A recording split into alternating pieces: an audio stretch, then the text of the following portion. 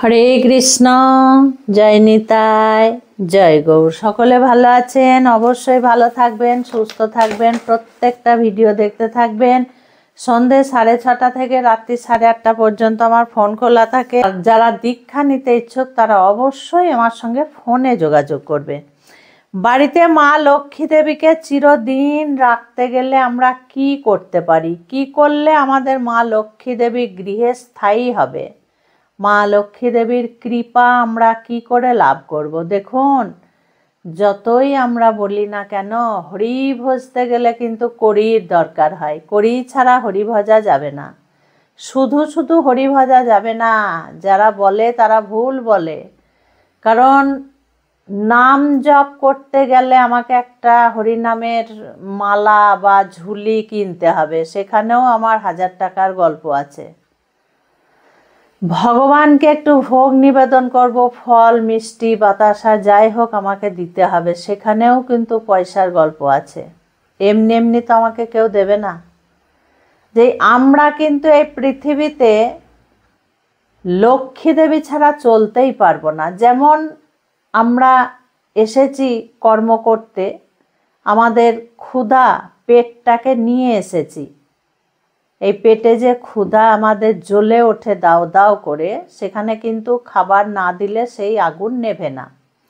তাহলে খাবারটাও তো এমনি এমনি আমি ঘরে বসে পাবো না, আমাকে কড়ি দিয়ে কিনতে হবে, তবে আমি খেতে পারবো।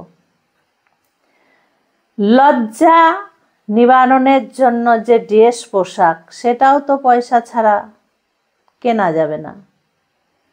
প্রত্যেকটা জিনিস একটার সঙ্গে একটা মিলিত হয়ে আছে।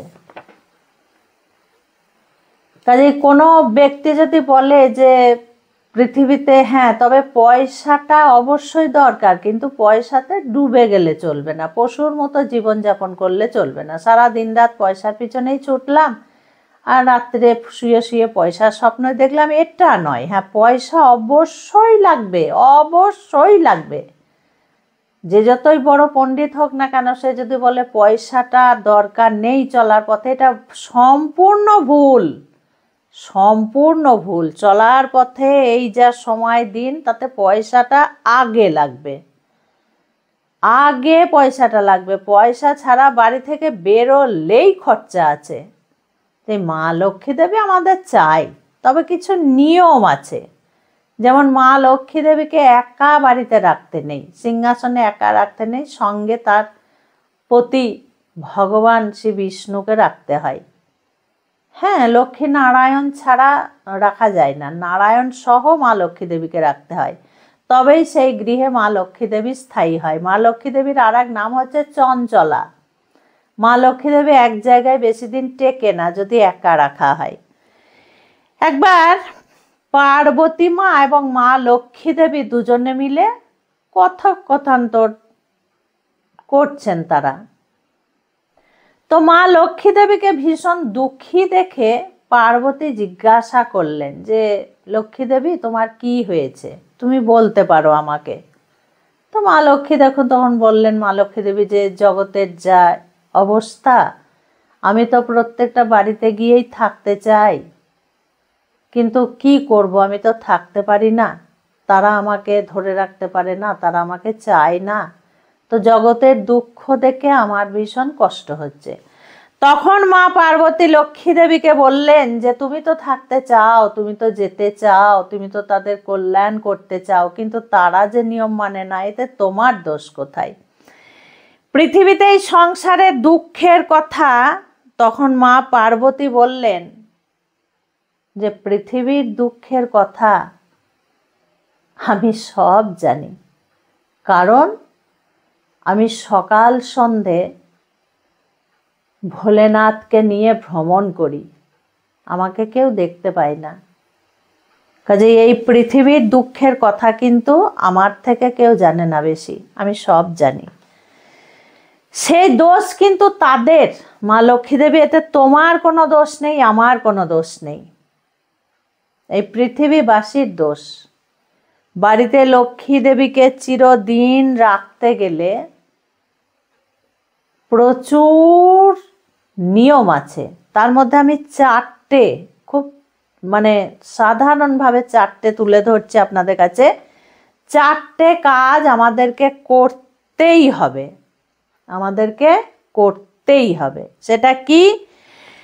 সর্বপ্রথম হচ্ছে বাড়িতে যদি কোনো কুটুম আসে, অতিথি যাদেরকে বলে, কুটুম যদি বাড়িতে আসে, ভুলেও কিন্তু আমাদের মুখ হাঁড়ি করলে হবে না, বিরক্ত হলে হবে না।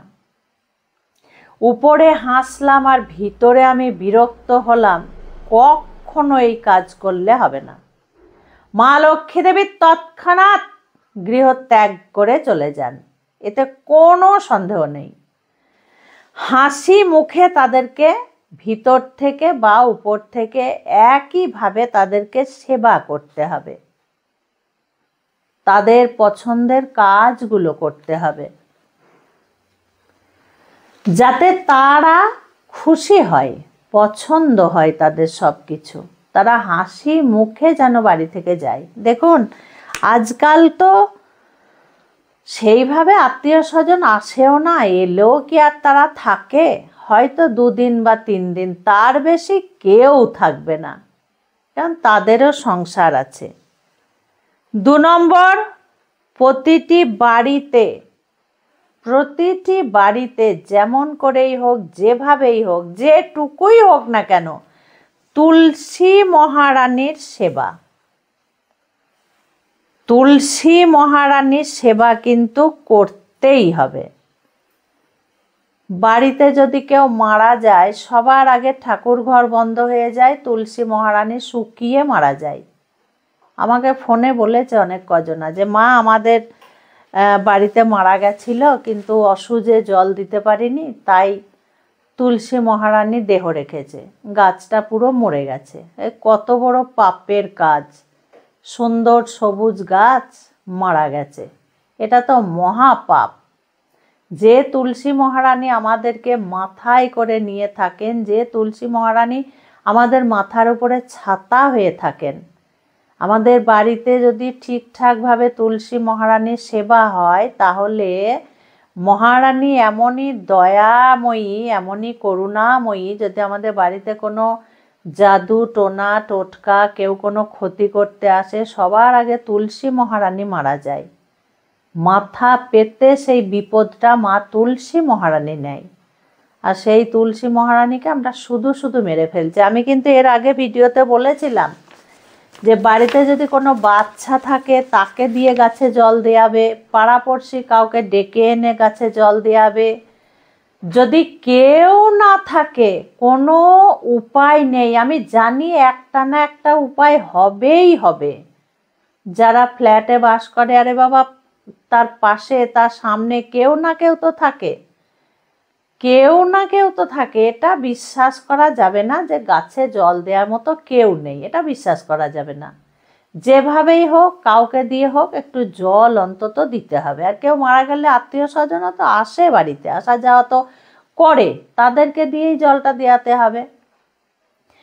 যদি কেউ না থাকে, মহারানীকে মেরে ফেলার থেকে নিজেরাই একটু করে জল দেবে, একদিন জল দিয়ে 2 দিন পর আবার একটু দেবে, কিছু করার তো নেই, কিচ্ছু করার নেই।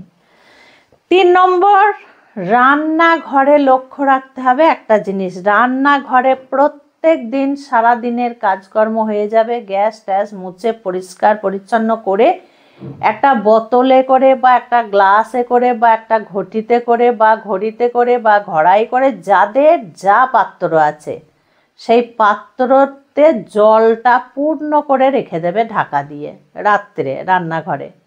এতে করে কি হয়, মা লক্ষ্মী দেবীর কৃপা পাওয়া যায়, অন্নপূর্ণা দেবী ভীষণ আশীর্বাদ করেন এবং পিতৃপুরুষরা ভীষণ তৃপ্তি পায়। তো অবশ্যই কিন্তু এই জলপূর্ণ পাত্রটা রান্নাঘরে রেখে দেবে। তারপরে এই জলটা কি করতে হবে, পরের দিন তোমরা খেতে পারো, তোমরা রান্নার কাজে ব্যবহার করতে পারো, করে দেবে। বোঝা গেল?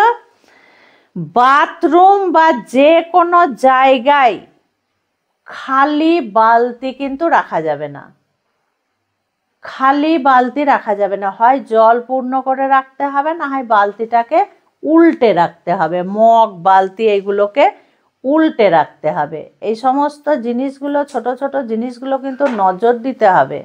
আমরা নজর দেওয়ার আগেই মা লক্ষ্মী দেবীর নজর পড়ে যায়। খালি পাত্র মা লক্ষ্মী দেবী একদম পছন্দ করেন না, তাই খালি পাত্র একদম করে রাখবেন না।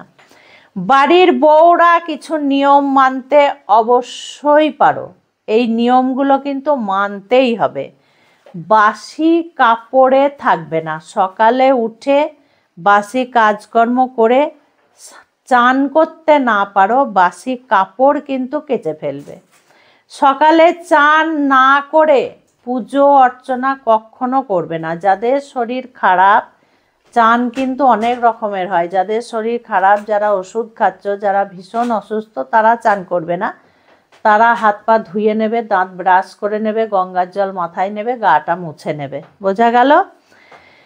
ওই যে বাসি কাপড়ে বেলা 2টো 2:30 পর্যন্ত থাকলাম, আর সেই কাপড়েই আমি খেলাম দিলাম, কাজকর্ম করলাম, তারপরে আমি একবারে স্নান করে বেলা 2টো 2:30 সময় তখন ভগবানকে একটা নকুলদানা, 1 গ্লাস জল দিলাম, একটা ধূপকাঠি ধরিয়ে দিলাম, ব্যাস হয়ে গেল, আমার কাজকর্ম বা আমার পুজো পাঠ শেষ হয়ে গেল। না, এটা নয়, এটা করা যাবে না। ভগবানকে না মানলে, নিজের স্বামীকে না মানলে, গুরুজনদেরকে না মানলে সেই সংসারে সুখ শান্তি কোনোদিনই আসে না। কারণ আগেকার দিনে ঠেকতে ঠেকতে ঠেকতে ঠেকতে এখন এমন জায়গায় ঠেকে গেছে, স্বামীর নাম ধরে ছাড়া তো কেউ ডাকেই না। এবং একবার নয়, দিনে 100 বার স্বামীর নাম ধরে ধরে ডাকা, পথে ঘাটে রাস্তায়, এগুলো তো আছেই। তার বাইরেও অনেক কিছু নিয়ম আমরা ভুল করে থাকি, যেগুলো মা লক্ষ্মী দেবীর পছন্দ হয় না।